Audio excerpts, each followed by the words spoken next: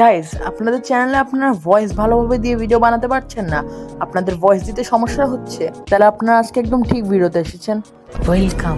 আজকের ভিডিওতে আমি আপনাদের দেখাবো কিভাবে আপনারা ভালোভাবে ভয়েস রেকর্ড করতে পারবেন এবং সেই ভয়েসটাকে প্রফেশনাল করতে পারেন। এর জন্য আমি আপনাদের কিছু টিপস দিব। তো চলেন বেশি দেরি না করে আজকের ভিডিওটা শুরু করা যাক। প্রথম টিপস হচ্ছে আপনাদের মোবাইলের ভয়েস রেকর্ড কিভাবে করবেন। আপনাদের কাছে যদি মাইক না থাকে, ভাই আপনাদের বলবো আমি যে আপনারা একটা মাইক কিনে নেন। কিন্তু আপনাদের যদি মাইক কেনার এফোর্ট না থাকে বা মাইক কিনতে না পারেন, তাহলে আপনারা যা করতে পারেন তা হলো আপনার যে মোবাইলের নর্মাল ভয়েস রেকর্ডারটা আছে, প্রি ভয়েস রেকর্ডার, সেটা দিয়ে আপনারা ভয়েস রেকর্ড করতে পারেন। এটা হচ্ছে সবচেয়ে বেস্ট বুদ্ধি।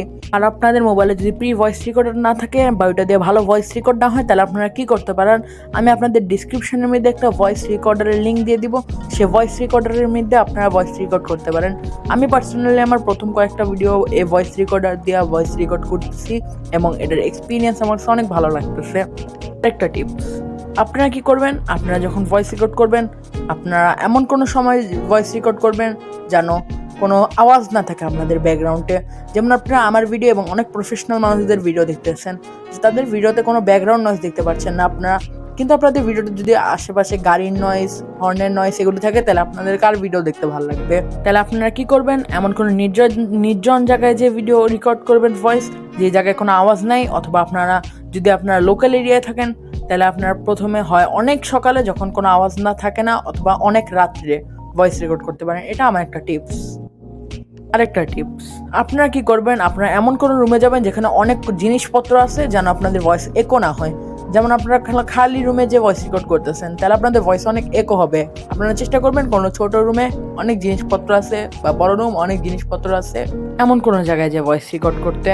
এবং অনেক ভালো একটা বুদ্ধি, আপনারা আপনাদের বাসায় কোনো স্টোর রুম থাকলে সেখানে যে ভয়েস রেকর্ড করবেন।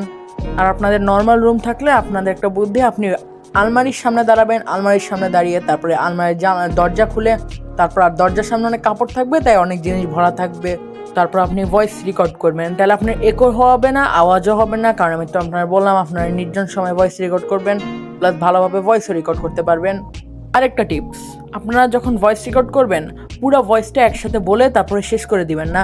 আপনারা 10 সেকেন্ড আগে ভয়েস রেকর্ড করবেন, তারপর একটু থামবেন, নিঃশ্বাস নেবেন, একটু প্রয়োজন পড়লে পানি খাবেন, আবার একটু প্র্যাকটিস করে আবার 10 সেকেন্ড বা 20 সেকেন্ড সর্বোচ্চ 30 সেকেন্ডের বেশি করবেন না, ভয়েস রেকর্ড করবেন, তারপর আবার একটু রেস্ট নেবেন। এইভাবে ভয়েস রেকর্ড না করলে আপনাদের ভয়েসটা অনেক নয়েজি হয়ে যাবে, আপনাদের ভয়েস রেকর্ড ওরকমভাবে হবে না। তো গাইস, এই ছিল আমার কয়েকটা টিপস। আপনাদের ভালো লাগলে ভিডিওটি অবশ্যই জানাবেন এবং কমেন্ট করবেন। আজকের ভিডিওর জন্য একটুকু ছিল। আপনাদের যদি ভয়েস রেকর্ড করার পর ভয়েস এডিট কীভাবে করেন এটা চান, তাহলে আমাকে কমেন্টে জানাবেন। দেখা হবে নেক্সট ভিডিওতে। আল্লাহ হাফেজ।